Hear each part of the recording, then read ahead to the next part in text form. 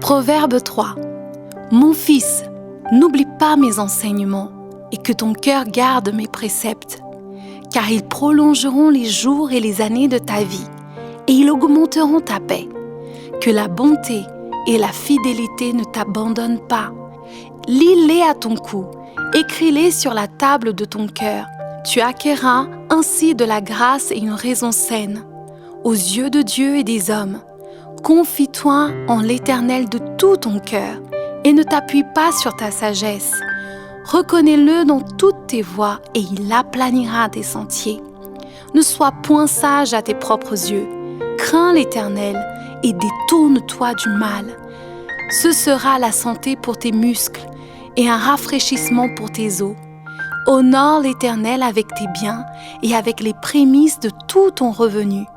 Alors, tes greniers seront remplis d'abondance et tes cuves regorgeront de mots. Mon fils, ne méprise pas la correction de l'Éternel et ne t'effraie point de ses châtiments, car l'Éternel châtie celui qu'il aime, comme un père l'enfant qu'il chérit.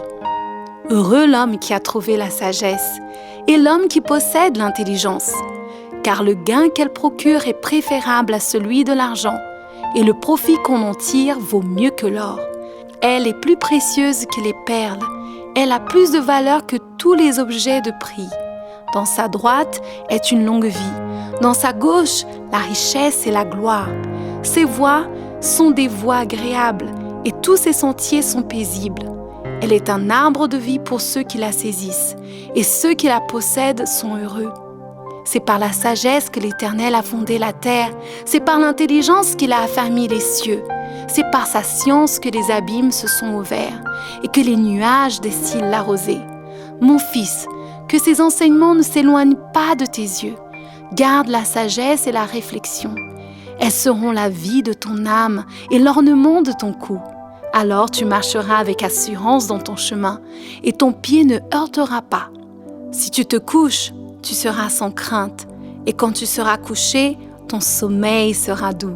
Ne redoute ni une terreur soudaine, ni une attaque de la part des méchants, car l'Éternel sera ton assurance, et il préservera ton pied de toute embûche. Ne refuse pas un bienfait à celui qui a droit, quand tu as le pouvoir de l'accorder. Ne dis pas à ton prochain, va et reviens, demain je donnerai, quand tu as de quoi donner. Ne médite pas le mal contre ton prochain lorsqu'il demeure tranquillement près de toi.